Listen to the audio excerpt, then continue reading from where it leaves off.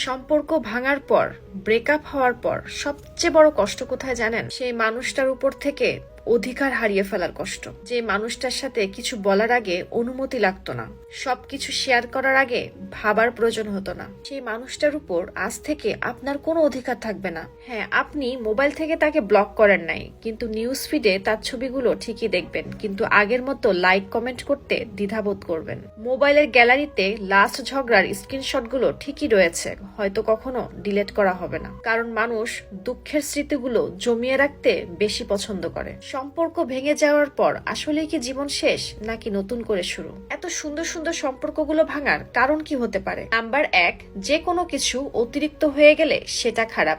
আপনি অন্ধকারে হোঁচট খেয়ে পড়ে যাবেন, কারণ আপনি অন্ধকারে দেখতে পাবেন না। আবার অতিরিক্ত আলো হলে আপনার চোখ ঝলসিয়ে যাবে, তখন আপনি দেখতে পারবেন না, কারণ অতিরিক্ত আলো মানুষকে ব্লাইন্ড করে দেয়। কম ভালোবাসার কারণেই তো সম্পর্কগুলো ভাঙে, তাই না?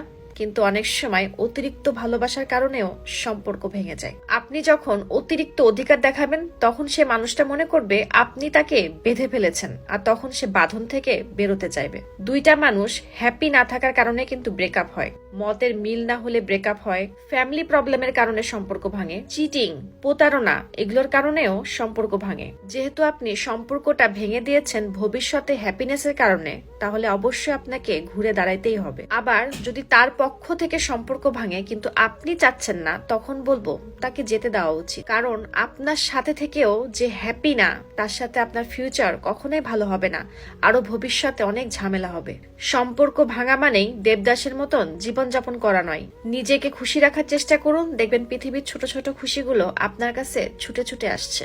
মনে রাখবেন, সম্পর্ক বড় বড় কারণে ভাঙে না, ছোট ছোট সঠিক জিনিস না করার কারণে সম্পর্ক ভেঙে যায়। কথা হলে ধৈর্য ধরুন, রাগটা বেশিক্ষণ ধরে রাখবেন না। রাগটাকে ধরে রাখতে গিয়ে যদি মানুষটাকে ধরে রাখতে না পারি, তাহলে সে রাগের দাম কি বলেন? যাকে ছাড়া জীবন চলবে না, যে কোনো মূল্যে তাকে ধরে রাখার চেষ্টা করতে হবে। আমি সঠিক, তুমি ভুল, এগুলো বলতে বলতে সম্পর্কগুলো পানিতে ভাসিয়ে দেওয়া যাবে না। স্বামী স্ত্রীর সম্পর্কে এই 7টা নিয়ম মেনে চললে ইনশাল্লাহ ঝগড়া হবে না, দূরত্বও বাড়বে না। নাম্বার 1, কখনো একে অপরের কাছে কোনো কিছুই লুকাবেন না। নাম্বার 2, একে অপরের সাথে বন্ধুর মতো আচরণ করবেন। নাম্বার 3, ছোটখাটো বিষয় নিয়ে ঝগড়া বড় করবেন না। নাম্বার 4, স্বামী স্ত্রীর নিজস্ব কথা অন্যকে কখনো জানাবেন না। নাম্বার 5, নিজেদের ভিতরে কখনো তৃতীয় ব্যক্তিকে ঢুকতেই দিবেন না। নাম্বার 6, নিজের দোষটা সবসময় স্বীকার করবেন, একে অপরের উপরে দোষ চাপানোর চেষ্টা করবেন না। আর নাম্বার 7, ঝগড়া হলে বেশিক্ষণ পর্যন্ত কথা না বলে থাকবেন না এবং বিছানা আলাদা করবেন না।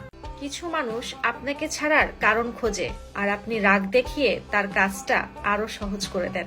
ও এক জীবনে এত দুঃখ